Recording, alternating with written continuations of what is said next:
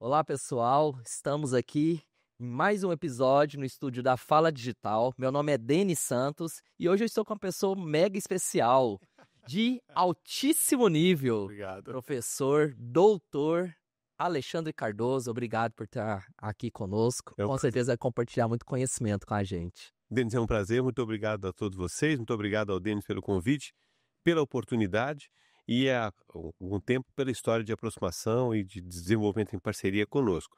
O Denis é um portento, é um cara que admiramos e que a gente sabe Vou que ficar tem. vermelhinho, Não hein? precisa. E que a gente sabe que tem um futuro fantástico aí de desenvolvimento, de inovação e impacto na cidade de Uberlândia. Muito Mas que obrigado. bom. Aqui a gente só convida pessoas de altíssimo nível. Eu adoro as nossas conexões, nossos projetos que a gente desenvolve em conjunto. Você solta essa altíssimo nível, que é aquela energia, Tem e que com ser. certeza isso contagia a todos. Muito obrigado. E me conta, professor, nascido em Uberlândia? Araxá, Minas Gerais. Ah, terra Sou da boa, hein? terra da Dona Beija e do atual governador do estado, né, o Zema, Ah, que aliás foi meu colega de turma. que bom. Vocês fizeram faculdade Não, juntos? é graduado. Na mesma? Não, no ensino médio, alguma coisa assim. Ah, bacana. Passado. Veio pra cá quando? 1982, depois de um ano em Ribeirão Preto. Fizemos o terceiro colegial em Ribeirão Preto, aí fiz faculdade, comecei a faculdade de engenharia em 1982 na UFO, e a Uberlândia é uma cidade extremamente acolhedora, mas naquela época Uberlândia era uma cidade que tinha a Jornada de Ávila totalmente em terra batida, né? Quer dizer, as coisas mudaram muito rapidamente. E Uberlândia é uma cidade de uma forma, de uma rapidez muito grande. Ela é muito rápida para modificação, muito aderente à modificação, muito aderente à inovação, de uma posição estratégica do ponto de vista geográfico sensacional, né? Essa aproximação com São Paulo, Belo Horizonte, Brasília, etc. E nesse contexto a gente foi ficando. Fiz a graduação aqui, fiz mestrado aqui, fiz doutorado na USP, Engenharia elétrica, né? E pós-graduação? em sistemas digitais pela USP, Na USP, no na USP, caso. na Politécnica, em Legal, São Paulo. muito bom. E quando começou essa carreira de docência universitária? 89, 1989, Na UF também? na UFDENS. Na verdade, docência mesmo.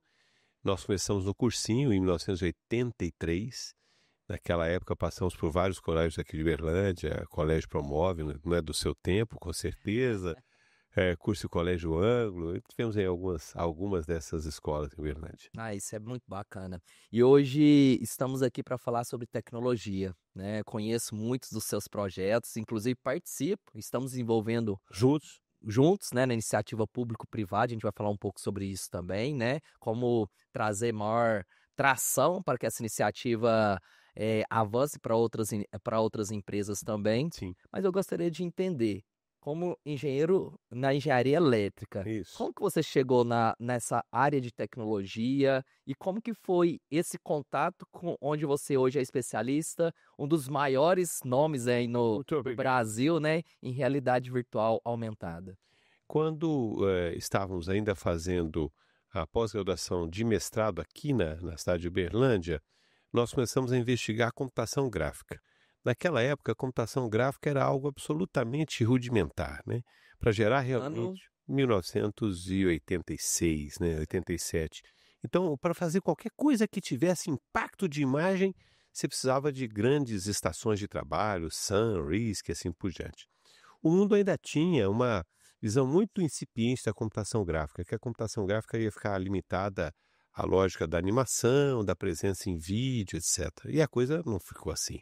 A computação gráfica começou, já naquela época, a tomar uma vertente de aplicação no CAD, no CAM, no GIS, e sair da condição de uso exclusivo, uso meio que identificado com vídeo, com animação, para engenharia. Então, quando começamos o doutorado na USP, meu amigo e professor, orientador Romero Torre, me chamou um dia e falou: professor Alexandre, por que você não dá uma olhada no tal de realidade virtual? A princípio, é claro que a dificuldade foi entender por que realidade e virtual, duas palavras que são absolutamente distintas de significado, mas estão juntas nessa composição. E aí fizemos algumas participações em evento e começamos a investigar o uso da realidade virtual na educação. E a partir daí não parou mais. legal, bacana. E então você foi, teoricamente, um dos pioneiros dessa iniciativa aqui na nossa região, vamos Acho dizer? que até assim, sem esconder de certa forma com modéstia, né, nós estivemos sempre, desde os primeiros eventos de realidade virtual, na condição de publicadores, de desenvolvedores, de gestores dos nossos eventos de RV desde 1989. Então faz algum tempo já que a gente está envolvido com a comunidade de realidade virtual.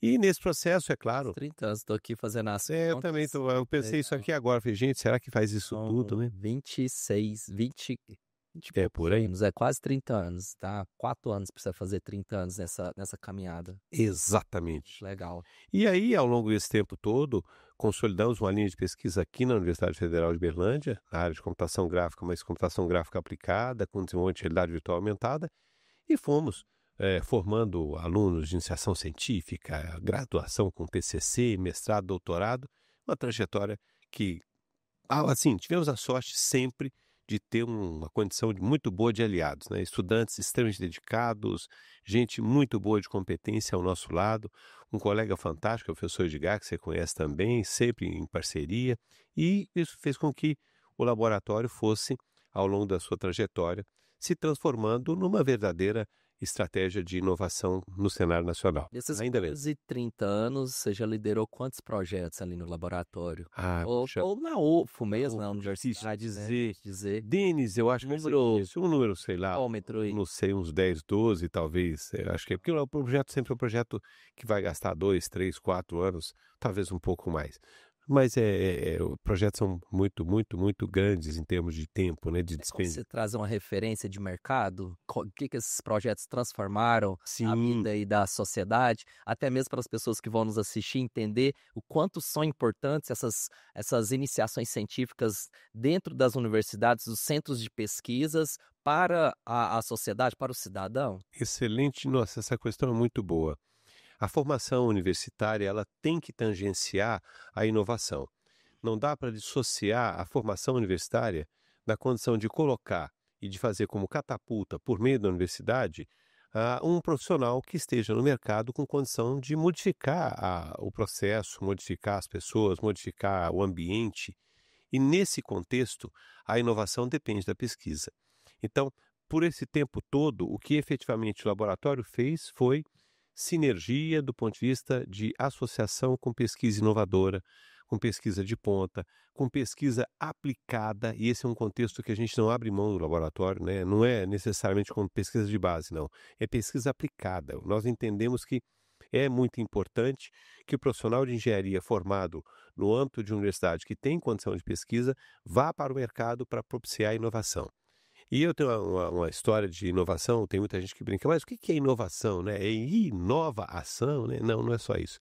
Inovação tem que mudar valor de nota fiscal, inovação tem que mudar a planta, inovação tem que mudar processo, inovação tem que mudar o meio ambiente, inovação tem que mudar a condição de convivência entre seres humanos, inovação tem que propiciar mudança, mas mudança proativa em função, é claro, de um outro ambiente ou de melhoria do ambiente que o ser humano está inserido. É nesse contexto que a gente procurou formar muita gente dentro do laboratório. E como eu te disse, nós tivemos muita sorte, porque os nossos companheiros, os nossos estudantes, os nossos colegas sempre foram muito aguerridos e muito, muito associados com a condição de que um conjunto faz melhor que a parte individual. Então, o laboratório tem como liturgia essa condição de trabalhar em conjunto. Os nossos estudantes estão sempre partilhando momentos, pizza, churrasco, etc., mais conhecimento. Eu gostei da contextualização, fiquei até imaginando as letrinhas aqui, ó. Hum. Nova ação. Interessante. Até mesmo porque todos que vêm aqui para falar sobre tecnologia, eu sempre pergunto essa questão de inovação. O que é inovação? Porque cada um tem uma percepção e uma vivência. Diferente. Para você, o que é inovação? Eu acho que inovação é sair do lugar onde você está por meio de uma forma efetiva, que é a condição da ação, que possa levar, a partir desse ponto onde você está, para uma mudança que impacte, que traga modificação de alguma coisa ao seu redor. Na engenharia, os processos de inovação, né, eles são muito associados com mudança de sistemas. Quer dizer, o que a engenharia faz? A engenharia elabora sistemas, a engenharia elabora construções, a engenharia elabora, por meio de projeto, alguma coisa que tem como entrada uma determinada condição de insumo e que libera como saída esse insumo melhorado. É claro que na condição de um produto. Então, o processo da engenharia, que é essa condição de constituir a transformação do insumo num produto, e esses dois elementos são geralmente tangíveis, esse processo pode sempre ser melhorado, seja por melhoria da condição de formação de quem participa dele, seja por melhoria da condição de tempo gasto para sua execução, seja pela melhoria da condição de tratamento do insumo. É exatamente isso que a inovação tem que fazer. Tem que avaliar o processo, entender o processo do ponto de vista da engenharia e permear modificações no insumo, nas pessoas e nos recursos de tal maneira que o produto fique melhor. Se isso acontecer inovação. Efetivamente, é toda essa sinergia, toda essa movimentação, todo esse arcabouço que constitui o processo pode ser melhorado sempre. Essa é uma questão interessante. Maravilha. As pessoas às vezes têm o conceito que inovar é fazer algo novo. Também Sim. pode ser, né? Algo novo. Mas hoje, com o nível de soluções tecnológicas que a gente tem no mercado, fazer algo novo se torna cada vez mais difícil. Sim. Porém, melhorar o que já foi feito, que também é um processo de inovação, isso também é um ato de inovar. Sem dúvida. Não é sem verdade? dúvida. E eu acho que é muito interessante essa questão que você colocar. Se você começa e faz como ponto de partida um processo já constituído e para os quais existe um conjunto de métricas, de validação, de história, de estratégia, inovar fica inclusive melhor, porque você pode pegar esse processo, entender esse processo, desmistificar aquilo que faz parte do processo e que está atravancando a melhoria do processo e inovar em cima dele. Então, E não precisa ser já coisa nova. apontar a mira na melhoria contínua que você pretende, É né? esse o farol. Maravilha. Professor, inclusive, eu vejo uma habilidade muito grande de comunicação que você tem, né? Como profissional, como pessoa. E, claro, para que você tenha êxito num projeto, você tem que estar conectado com boas pessoas, pessoas de altíssimo nível. Sem dúvida. Quais as dicas para montar uma equipe de altíssimo nível? E eu vejo que você faz isso com excelência. Então, eu gostaria de aprender aqui com as dicas. Eu acho que é interessante isso, que a gente começar a avaliar essa questão da aproximação que as pessoas têm para... Ela é uma aproximação, primeiro, de propósito, né? Quer dizer, as pessoas nos procuram dentro do laboratório porque tem um propósito, elas querem sair vamos dizer assim, dessa mesmice da formação acadêmica só fundamentada na disciplina e naquele corriqueiro da universidade. Então, o primeiro é realmente a questão de propósito.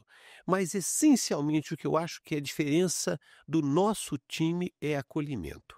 Se você me perguntar o que aconteceu ao longo desses anos todos que fez com que o laboratório de vocês tivesse, eu acho que uma excelência de conjunto. Os meninos, eu falo meninos de forma não pejorativa, diminutiva, eles são fantásticos, né? Eles são muito bons. E o que essencialmente tem de diferente é a questão de acolhimento. É uma questão de que quem quer que seja, que chegue no laboratório ou que encontre com alguém do laboratório, vai e tem condições de se sentir acolhido. A lógica do acolhimento, ela é uma questão, me parece, social, né? Quem não gosta de ser acolhido, né? E quem não gosta de ser acolhido em sua ideia, em seu propósito, em sua intenção de mudança?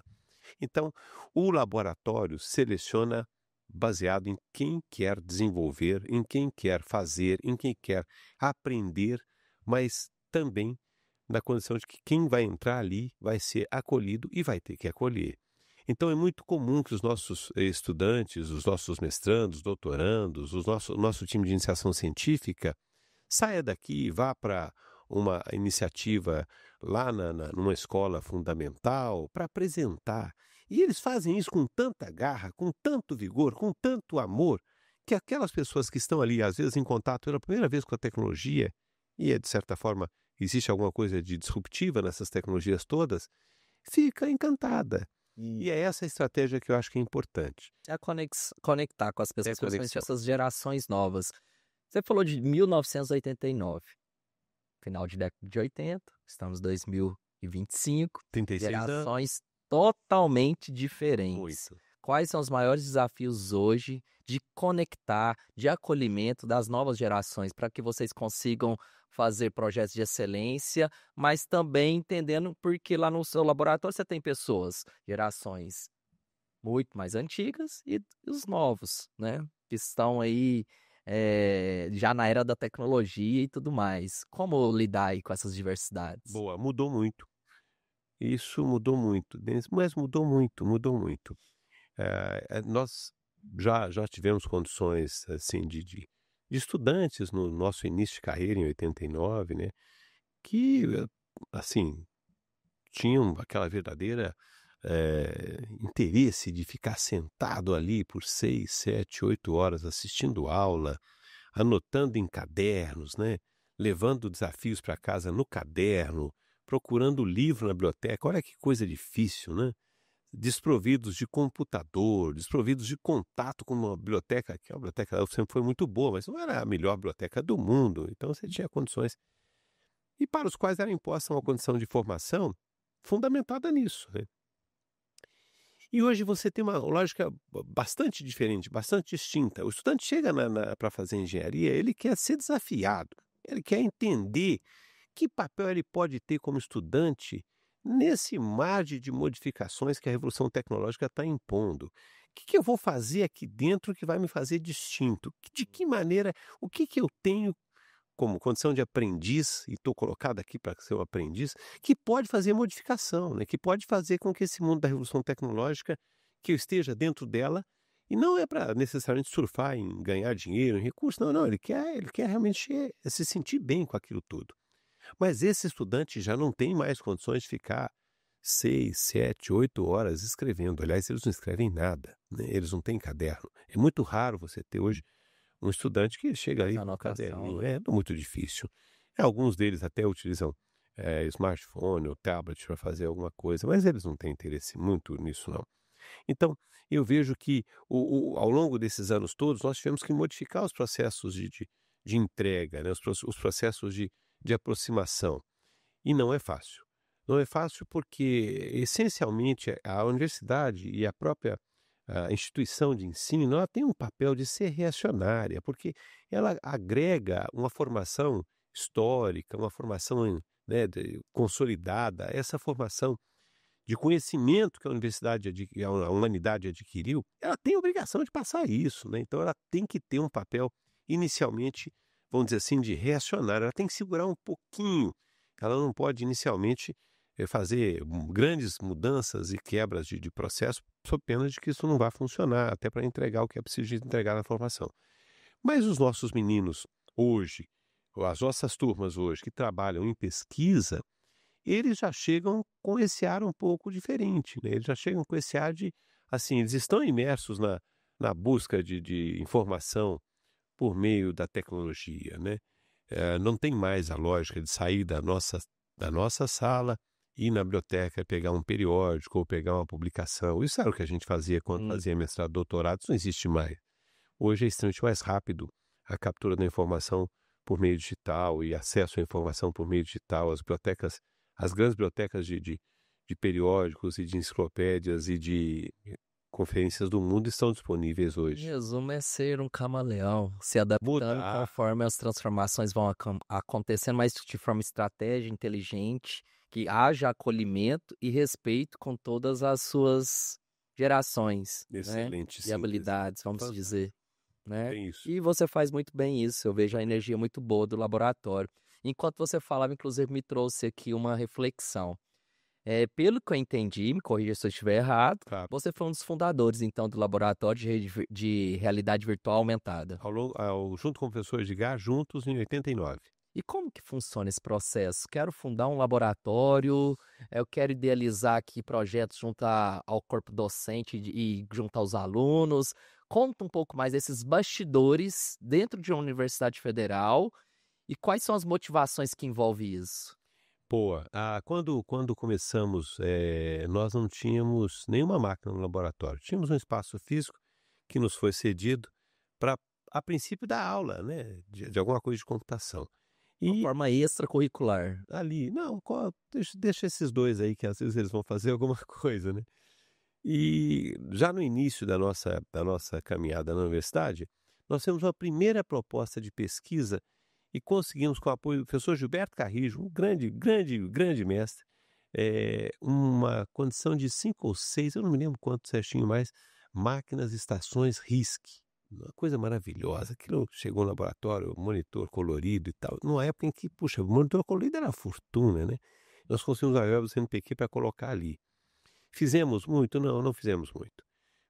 Para ser muito franco, aquilo era uma estação, uma ilha separada, não existia grande demanda por aplicação, mas ao longo dos anos, o interesse pela computação gráfica, pela interface associada com 3D, né, e uma interface que possa ser de forma muito mais palatável, navegar, interagir, modificar, ficar imerso, ele começou a se consolidar. E nesse contexto, a nossa estratégia foi posicionar as soluções de realidade virtual e realidade aumentada em aplicações da engenharia. Ou seja, vamos levar a interface em 3D para a engenharia. Por que não? A engenharia precisa de constituição de visualização de processo, visualização de artefato, de produto. Eu quero fazer uma casa, eu não quero ver a casa em planta baixa hoje, eu quero ver uma casa em 3D, eu quero entrar na Uhum. casa, quero ver a cor da casa, eu quero posicionar meu móvel na casa. Isso ao longo desses últimos 20, 30 anos, isso foi sendo, de uma forma muito acelerada, né, solicitado na condição da pesquisa.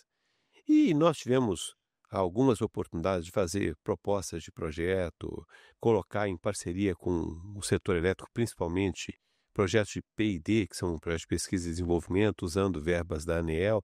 E ao longo desse tempo todo, acho que principalmente desde o 2008, 2009, quando os primeiros grandes projetos com densidade de recurso muito forte foram colocados no laboratório, nós podemos comprar equipamentos que são equipamentos mais próximos do equipamento de ponta e Uhum. trazer também por meio desse hardware, né, que a gente tem ali, uma motivação adicional para investigar e posicionar a aplicação disso de forma prática. Vocês que lidam ali para a construção desse time, direcionam esses projetos, olham o laboratório como se fosse a sua empresa, vamos dizer? Não.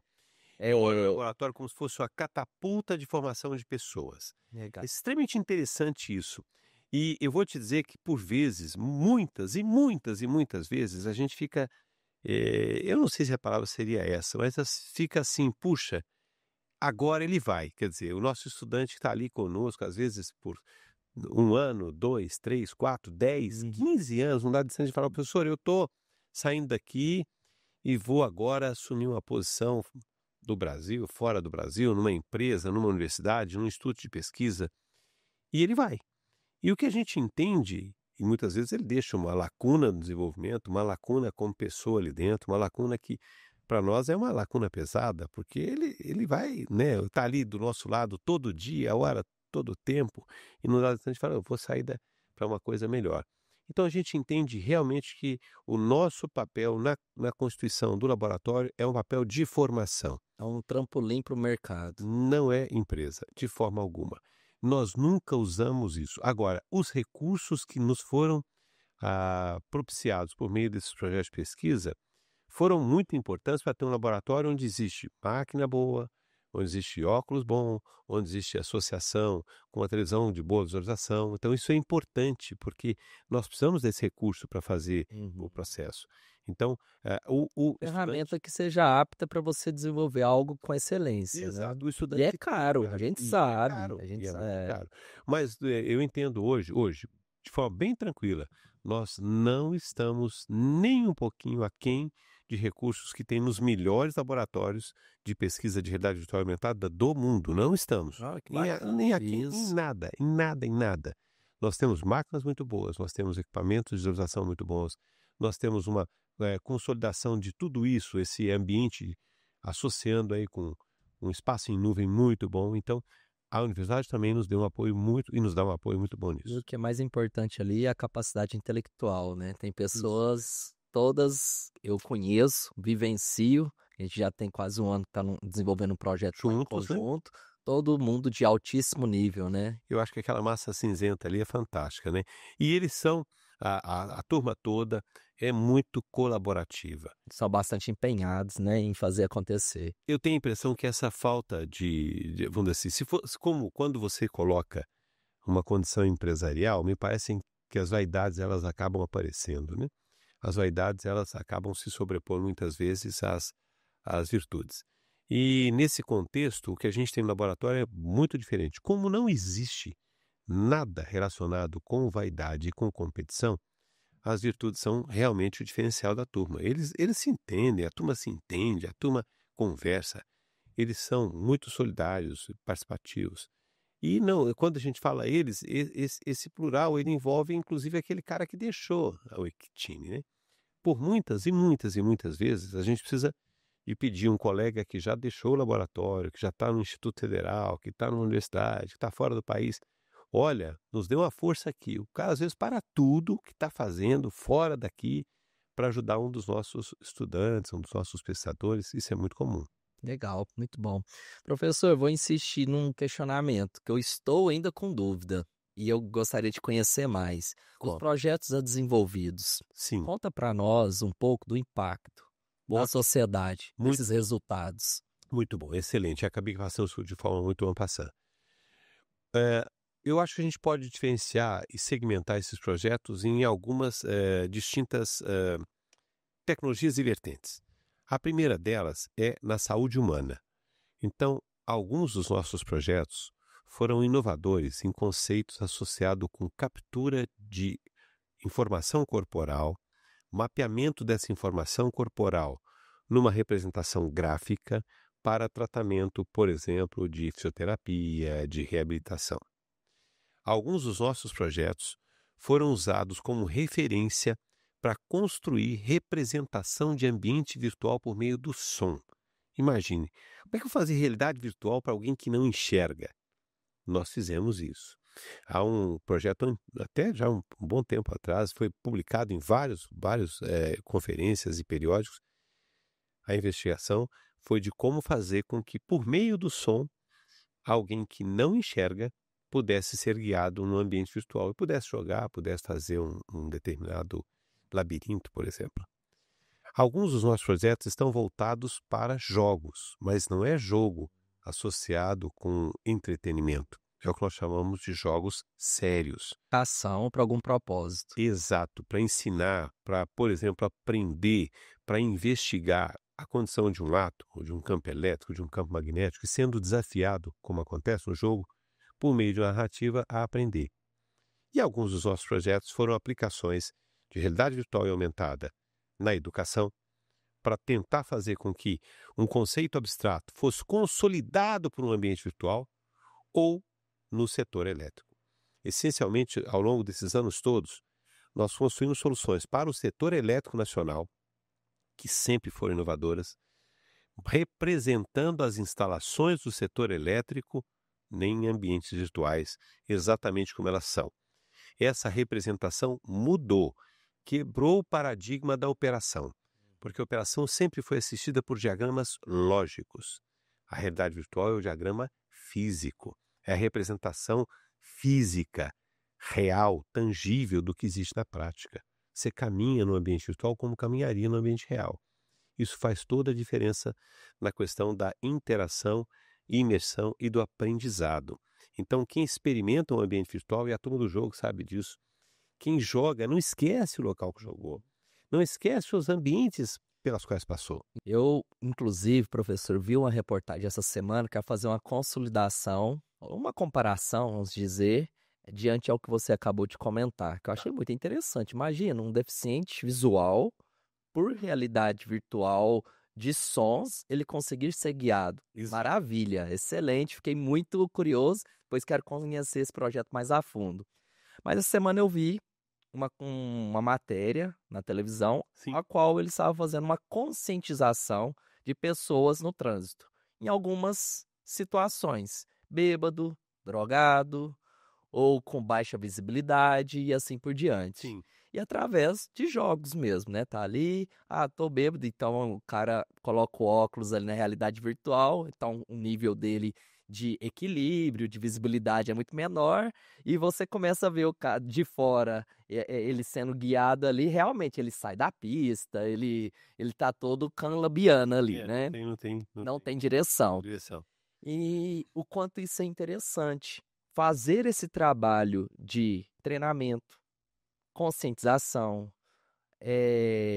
não, não sendo, tendo a necessidade real de estar naquele local. Quando a gente fala de questões elétricas, por exemplo, Sim. subestação e diversos outros movimentos ali que são de altíssimo risco, Sim, ser feito isso à distância, ou conseguir multiplicar isso para várias equipes. Eu queria que você excelente. trouxesse aplicabilidades, de como que as empresas têm usado essas habilidades que vocês têm desenvolvido, assim, num contexto, por que que as empresas investem em realidade virtual Vou hoje? começar resgatando a primeira parte da sua narrativa, em que você traz a aplicação do ponto de vista de uma situação de bêbado, drogado, whatever.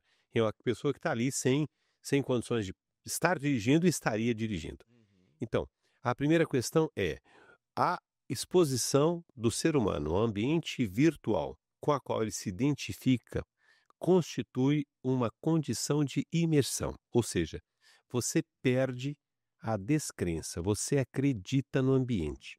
E quando você acredita no ambiente e com ele processa interações, isso fica, de certa forma, registrado e você aprende com aquilo. Então, a exposição do ser humano a uma situação em que ele é simulado do ponto de vista de bêbado ou de uma outra condição que colocaria a condição de risco na condução de um automóvel, por exemplo, por meio da realidade virtual, vai ser registrada de forma inequívoca e ele não perde isso mais. É impressionante a condição de retenção da informação pela interação e pela imersão que constitui essa lógica da realidade virtual. Na empresa não é diferente. Quando eu tenho uma situação de exposição do ser humano ao risco, e, portanto, ele tem que fazer, por exemplo, uma intervenção num determinado componente elétrico. E nós não estamos falando aqui de componente elétrico de 127, 220 volts, nós estamos falando de componente elétrico de 750 mil volts, 700 mil volts, 600 mil volts, 500 mil volts. O Ali, erro é fatal. o risco é assim, errou, não tem segunda chance.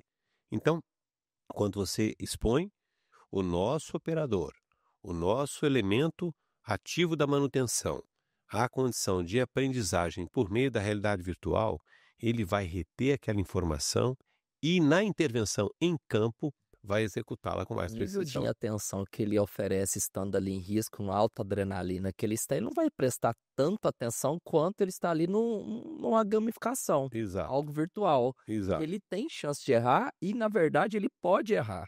E quando ele erra, Quando erra, ele aprende. aprende. Essa é a Perfeito, questão. Ele perfeito. retém a informação e ele tende a não repetir o erro quando em condição real. Isso é tão verdade que você não entrou nunca na sua vida em nenhum avião em que o comandante não foi exposto a ambiente virtual. É verdade. Todos eles foram treinados em simuladores de voo, que não são nada mais do que um ambiente de realidade virtual, extremamente fiel à condição real da exposição, até fiel até no aeroporto onde ele vai pousar. Quando alguém faz uma simulação numa cabine de simulação, dentro de um A320, de um Boeing 777, etc., ele simula o aeroporto. Vou pousar em Miami. Então, toda a condição das pistas de Miami são Uau. iguaizinhas, Aham. né? E ele vai fazer simulações de diversas possíveis intercorrências, de falhas, de condições de Mesmo para tempo. ver as reações e ali você depois ter todo um movimento para que você faça uma reflexão de melhoria, né? E é essa a questão que é colocada. Ele, enquanto conduz o ambiente virtual, retém a informação. E a resposta que ele vai dar no ambiente real é efetiva, ela está retida. Ele aprendeu. Essa questão não tem como negar. Uma outra questão que aconteceu há algum tempo atrás era a obrigatoriedade das autoescolas de terem simuladores, Sim, que na minha percepção, realidade virtual aumentada também, sim, exato, certo? exato. Perfeito. E aí depois a lei Cambaleou. Cambaleou, possivelmente, estou falando uma percepção individual. Claro. Creio que foi um lobby político quando foi aprovado e ouvindo as suas e depois, né, desvinculou-se a isso e depois quando se desvinculou tem centenas, às vezes milhares, né, de equipamentos aí inutilizados. Sim. Mas ouvindo a sua percepção que você passou aqui agora de memorização e aprendizado, eu acredito que seria inclusive fundamental Exato. para um aprendizado de direção, que é algo que, se não houver um bom aprendizado, tem incidência contra vidas Exato. do próprio condutor e de terceiros. Exato. Aí eu acho que é interessante constituir uma boa discussão a respeito do tema. Existe possibilidade de fazermos um processo de ensino-aprendizagem da condução utilizando o equipamento real, que seria o automóvel? Existe. Essa exposição, que é uma exposição feita de forma seletiva, quer dizer, ninguém vai pegar o nosso aprendiz iniciante, e colocar ele na Avenida Afonso Pena às 2h30 com um pedel, uma bicicleta, um motoqueiro. Mas antigamente era assim, né? Era assim. Nossa, era uma loucura. A gente não faz isso mais. Então, efetivamente, se você tem condições, a princípio, de consolidar a formação em cima do componente real, e isso não te imporia, veja, não imporia condição de risco, dá para fazer. Agora, se você usa o simulador, você vai além. Além de fazer essa exposição ao ambiente real de forma seletiva, você pode trazer o nosso condutor a condições com as quais ele vai ter contato em menos oportunidades. E condições um pouco mais, vamos dizer assim, adversas e raras. Isso é extremamente importante, que é o que acontece com a condução do avião, né? E tem gente que tem medo de túnel e nunca descobriu isso a não ser o dia que entra no carro. A hora que vai fazer a direção dentro do túnel, chega a ficar com sudorese, assustada, porque passa no túnel. Cria traumas, Trauma. às vezes até desiste todo o E processo. nunca foi exposto. Como é que você vai expor alguém ao túnel em Uberlândia? E às vezes isso acaba acontecendo ainda hoje. Se a autoescola tiver em um local que seja de grande movimentação, Nossa. esse aluno em algum momento tem que sair daquele local. Apesar que hoje tem os lugares mais isolados, mas isso acontecia demais e realmente existia um percentual de desistência Muito muito grande. Pelo Por- trauma, O risco associado pelo aqui. risco ou pelo ocorrido. E você pode fazer, no ambiente virtual, a exposição seletiva. Você não vai Exato. começar expondo ele a essa situação. Vai colocar numa estrada bem tranquila, sem qualquer tipo de adversidade. Ele vai sair fazendo uma condição inicialmente tranquila, né?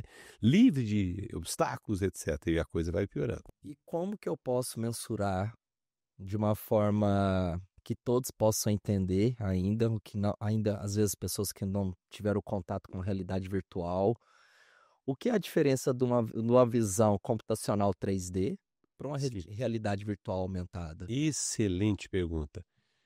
Por muitos e muitos e muitos anos em conferências, essa questão era pauta. Não era só uma discussão, era pauta.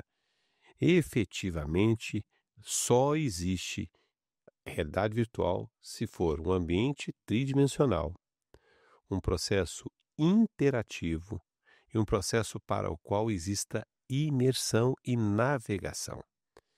Eu tenho que poder andar num ambiente 3D, com ele interagir, portanto, modificá-lo ou ele modificar alguma coisa que aguce a minha percepção sensorial, mas eu tenho que me sentir lá dentro. A questão da imersão é fundamental. Vou dar um exemplo para ti. Alguns anos atrás, eu tive uma grande universidade brasileira que tinha uma cave. Uma cave era um ambiente absolutamente interessante, porque você tinha vários projetores, entrava dentro de um espaço e se sentia imerso numa caverna. Cave é de caverna. E a primeira exposição que foi feita para mim era um ambiente de Alice no País das Maravilhas, cheio de florzinha desenhada por criança. A minha resposta foi: pelo amor de Deus, desligue esse negócio. A segunda exposição foi sentar no cockpit de um Mirage, que é um supersônico. Bom, aí eu não queria sair mais. Porque a condição da imersão... Dirigindo ou como passageiro? Eu me deixa aqui de qualquer jeito. A princípio era como passageiro. Porque a condição de imersão depende daquilo que você quer experimentar. Então, eu gostaria de sentar e dirigir um avião, um carro, sim, mas eu não gostaria de andar numa presepada que se parecesse com Alice no País das Maravilhas. Isso não era meu interesse. Percebe? Então, a imersão ela vem do desejo, da vontade que o ser humano que está entrando naquele ambiente virtual tem. Um dos principais momentos dentro da Disney, lá nos Estados Unidos, em Orlando, é o Passeio da Tartaruga. Esse dá bem para ver a diferença. No Passeio da Tartaruga, todo mundo deita no chão e vivencia uma tartaruga que nasce, entra no mar e foge de um conjunto de tubarões, bichos, etc. Adrenalina total. Só que você não interage. Você assiste, na condição de espectador, uma exposição a ambientes tridimensionais. Não é interativo, não é realidade virtual. Percebeu a diferença? Agora, se eu vou fazer um jogo onde eu teria que ter a tartaruga e fugir do predador, e, portanto, o meu movimento corporal ou o meu movimento em cima de um ambiente ou de um objeto que fizesse essa transferência e me permitisse fugir do tubarão, era RV. Ou seja, eu tenho ação. Eu tenho que ter ação. Eu tenho que ter ação. Você estava comentando aí, eu estava fazendo algumas reflexões de pensamentos. Há um ano atrás, inclusive um evento no sul de Minas, tinha lá simuladores. Um deles, uma montanha-russa. Então, a cadeirinha 60, ela inclusive tem as tremidações, coloca o óculos, e é como se realmente você está numa montanha-russa. Desce e sobe. E é muito interessante. Eu, do lado de fora, vendo a galera lá naquele movimento, vendo a galera fazendo expressões e vai para um lado, vai para o outro, tinha gente gritando. Que interessante, né? Mas era uma cadeira, você estava ali em segurança, confortável. Sim.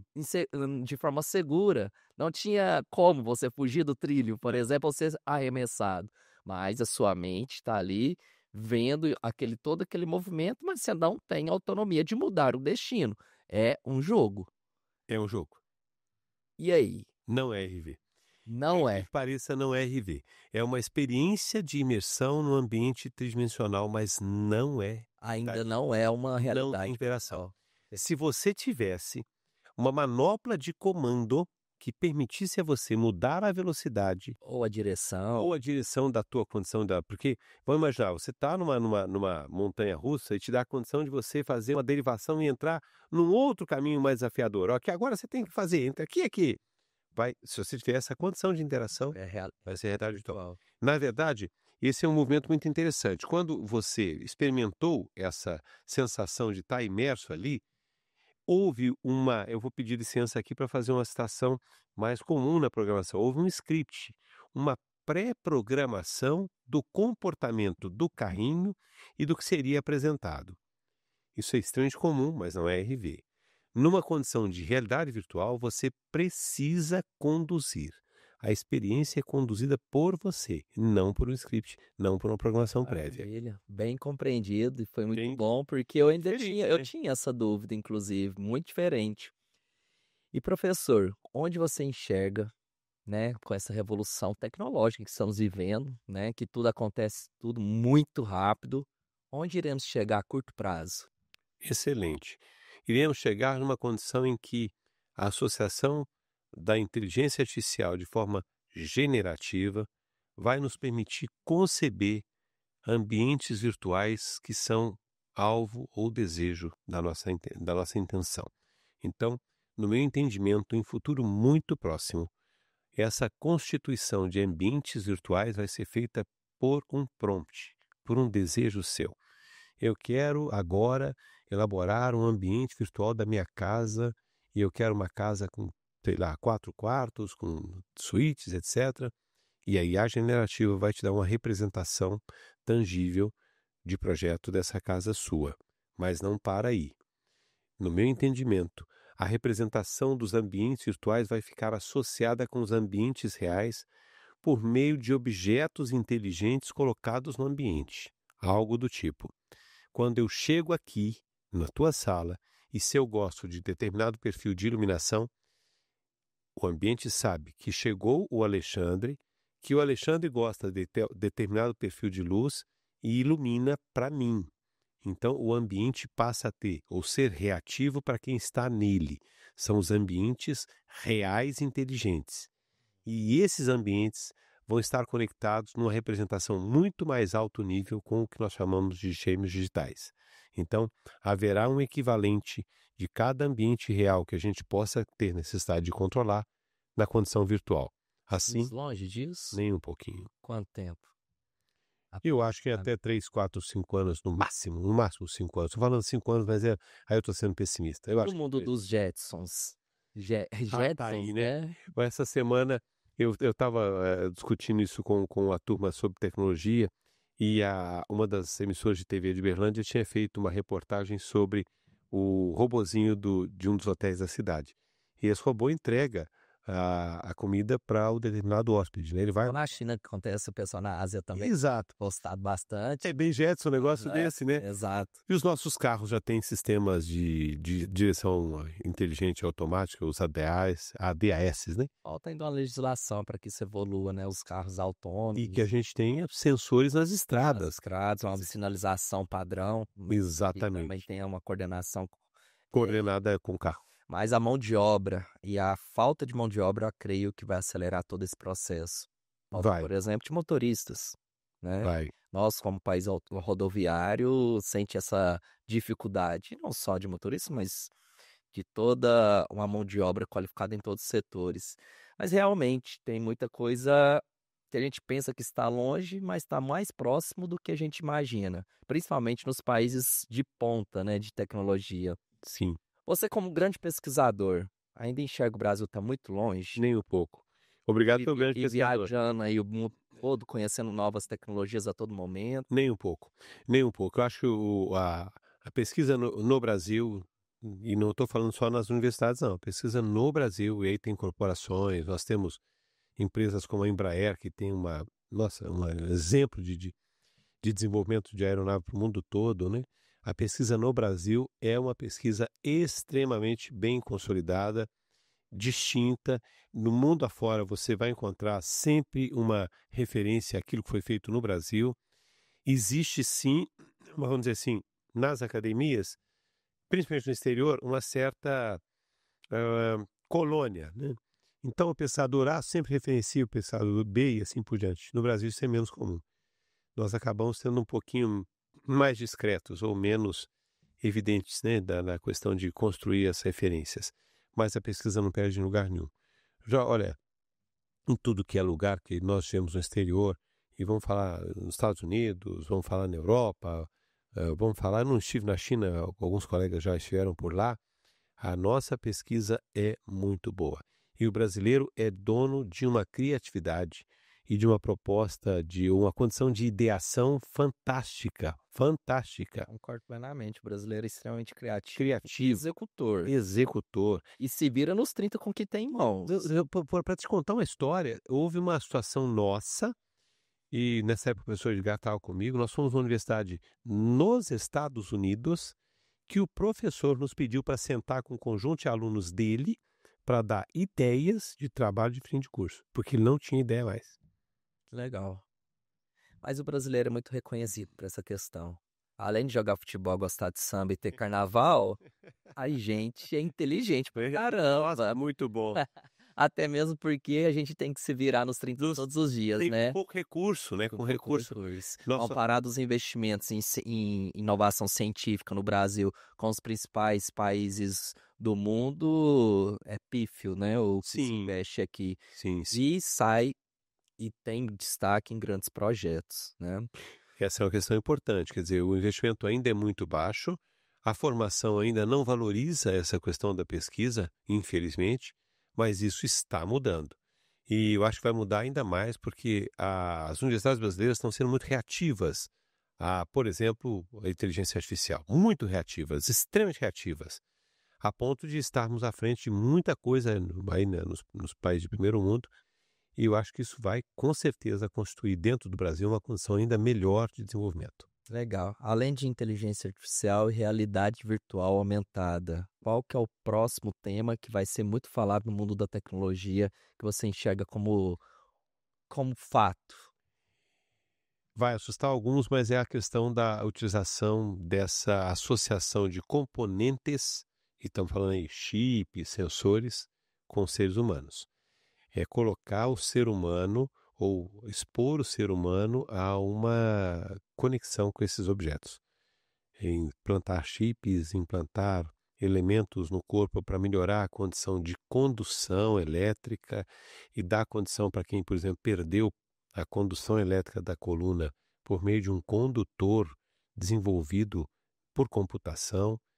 Esse é um dos passos que a gente está vendo aí com o futuro próximo. Já viu algo? Já vi alguma coisa muito interessante associada com dois pesquisadores em posições diferentes no mesmo país conversarem sem abrir a boca. A captura sensorial ser capaz de codificar uma linguagem de comunicação entre dois cérebros, algo assim bem diferente. Eu gostaria de ter, era tipo assim, vou para China. O pessoal falando mandarim, o chip traduzindo em português para. Não é, mas não está muito longe. Os nossos smartphones já estão fazendo um pouquinho assim, né? Não está tão bom, mas ainda vai chegar lá. Alguns anos atrás, se a gente voltasse aí 20, 25 anos, Denis, a lógica de entendimento de linguagem natural era muito difícil. Poxa, você falava alguma coisa para um É verdade, no tradutor ali, ele queria errado, você tinha que refazer. fazer, você tinha que treinar o tradutor. Eu me lembro quando a primeira vez que eu vi uma solução para você construir textos com um plugin para o Word. Você falava, ele traduzia. Nossa, aquilo você tinha que fazer um treinamento. Agora fale essa palavra, fale essa frase, fale essa palavra, leia essa. Hoje não tem nada disso. E sensacional seria a Torre de Babel com um tradutor desse, né? Estamos chegando lá, hein?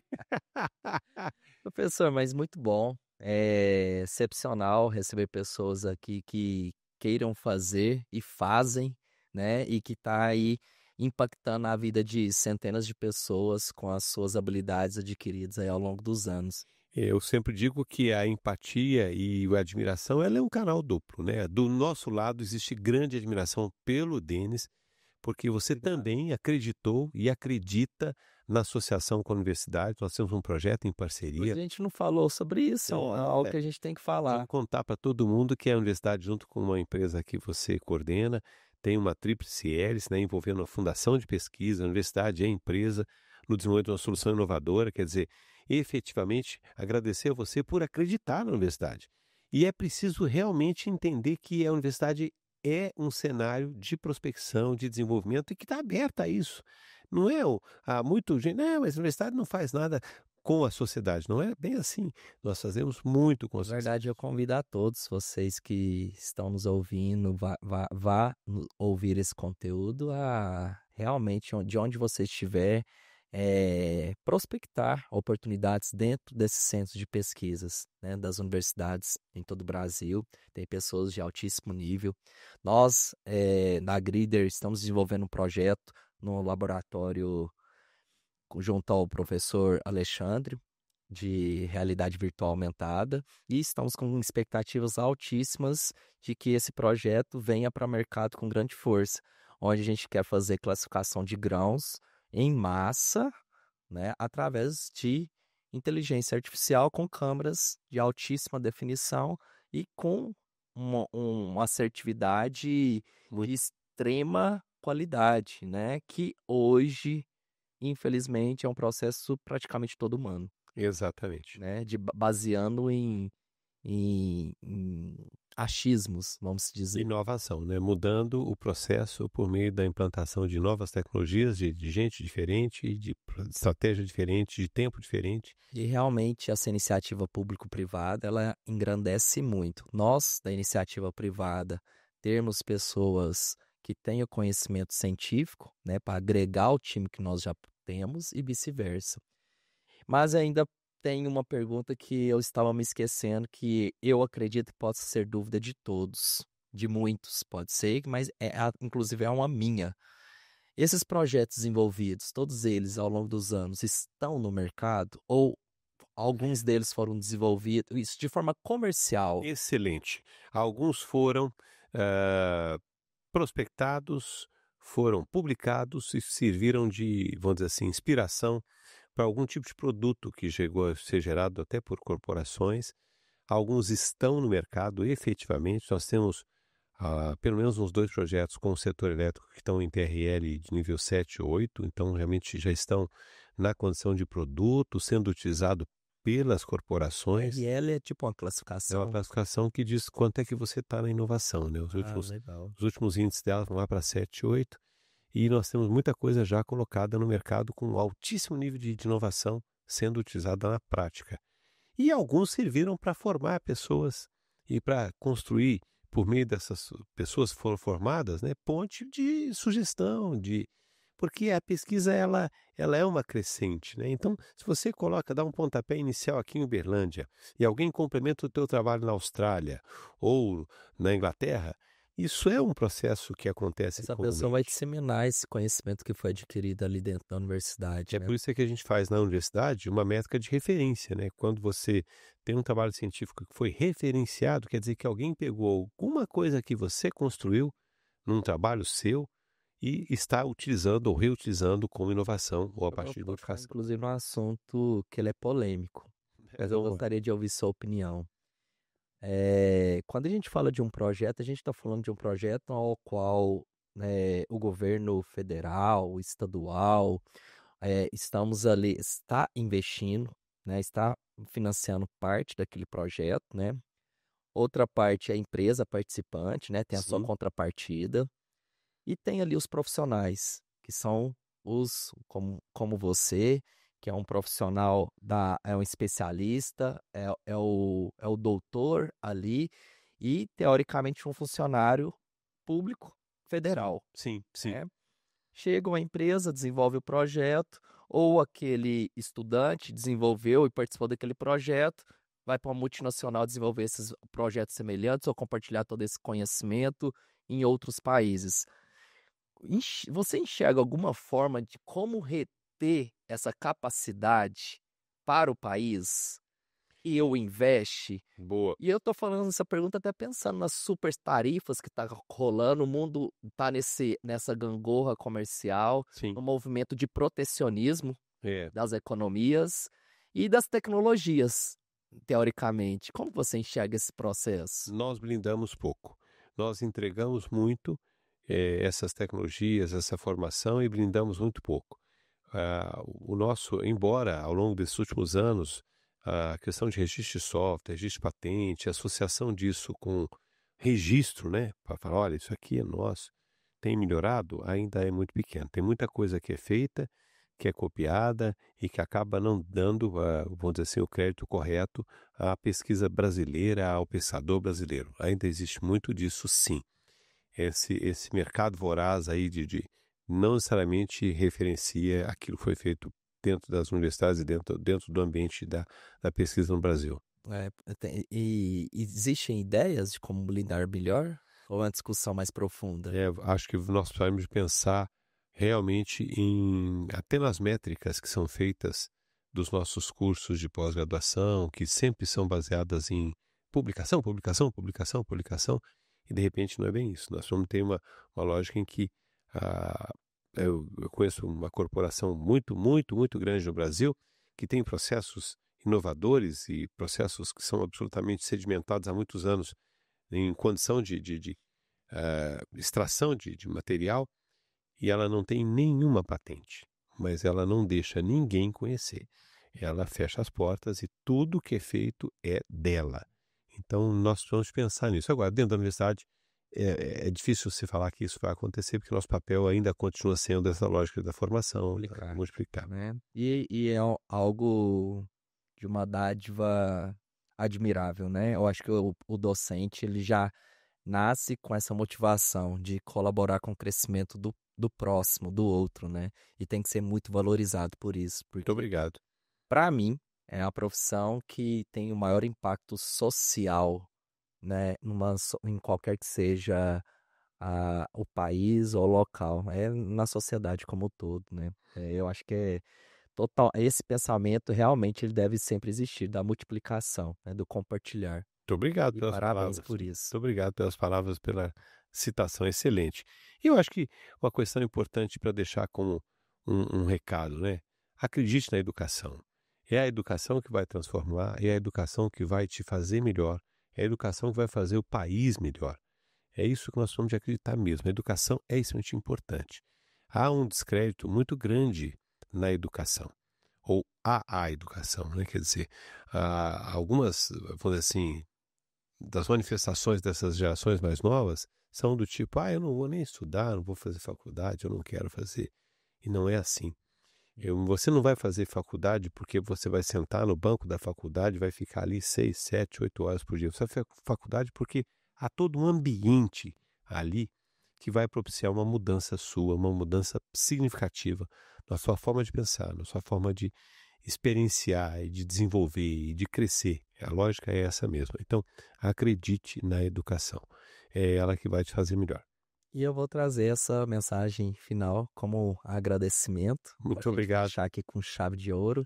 Eu também acredito muito que o processo de crescimento de qualquer ser humano, seja ele onde esteja, é na educação. Sim, Então, sempre sair da zona de conforto e procurar mais conhecimentos e se assemelhar e estar próximos de pessoas que queiram conhecimento. Esse é o caminho que gera prosperidade, né? muito obrigado, Enzo. Excelente. E muito obrigado mais uma vez pela participação, por estar aqui. Sinta-se sempre convidado, tá? Obrigado. Sempre que tiver qualquer projeto lá ou que veja que você queira mais visibilidade, conte com o nosso apoio, com todo nossos profissionais e nossa estrutura, tá? As portas sempre estão abertas aqui para vocês. Nós é que temos que agradecer a oportunidade, agradecer quem esteve conosco, participou conosco desse momento aqui. Inclusive, deixe suas páginas ou onde te Pois é, encontrar para acompanhar seu trabalho. Cardoso UFO, vocês vão achar em alguns lugares, né? LinkedIn, né? Que mais?